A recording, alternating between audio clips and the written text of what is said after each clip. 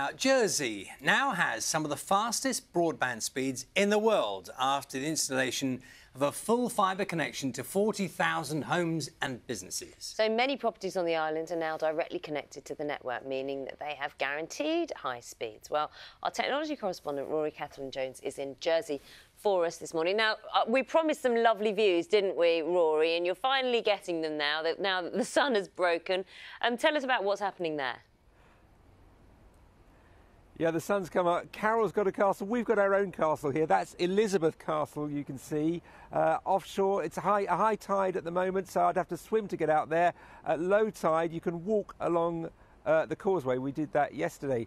And along that causeway is running the fibre optic cable that brings fast broadband, not just to the castle, but just to just about everywhere on the island. They've dug up country roads, they've dug up streets, they've brought it to every home, 40,000 homes across the island, 100% availability of fibre to the home. Now that compares with just 5% in the UK, where it's set to become quite standard.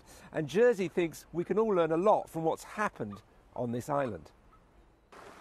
They've all got it, from a castle where it arrives down a causeway which is underwater at high tide. Come on in, ladies, laptops out. To a girls' school where all students and teachers rely on it in lessons. To the farm where these Jersey cows are arriving at a high-tech milking parlour. Yes, they've all got fast fibre broadband, now available everywhere on the island. That's because Jersey has gone down a different route from the UK, taking fibre right into the home, rather than relying on a copper cable for the last stretch. In the UK, the fibre is typically connected to a cabinet, a green cabinet in your street close to your home. It's as if a motorway is being built to the bottom of your road, whereas in Jersey, we're actually building the motorway all the way into your home. The hope is that having a future-proofed broadband connection will help all kinds of businesses, like Lodge Farm with its 200 dairy cattle. This may look like an old-fashioned kind of business, but it is benefiting from the fast fibre, because each of these cows is effectively online, sending data to the cloud.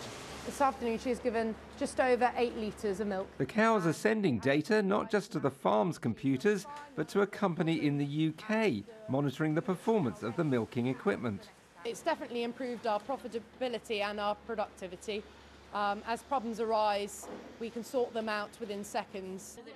At Beaulieu School, every pupil has a small laptop connected to the fast Wi-Fi network. As you can see on your Google Classroom, you are going to be working in groups, okay, small groups. All the lessons are stored online, accessible at home as well as at school, and the whole system is now cheaper to run. It makes a huge difference compared to schools that I've been in the past. The amount of time that is saved, not only for myself in planning and printing kind of time, but the access that the students have is just so quick and it's so instant that you can put something on their Google Classroom and they've got it there straight away in front of them. They can start engaging immediately, which is fantastic. It hasn't been cheap to dig up the roads and lay fibre optic cables everywhere. But with the main telecoms company owned by the island's government, they've been able to take a long-term view. Now Jersey thinks it can teach the rest of us a few lessons about the fast fibre future. Now, it's not that cheap for the users, about £40 a month for the full broadband service, and you can't get a cheaper service because the copper network is being switched off, the old-fashioned way of getting broadband. But they think they've got lessons for the whole of the UK, which is racing really to catch up. The government has said this is a priority, everybody needs full fibre broadband, it's becoming essential in the 21st century. Rory, thanks very much.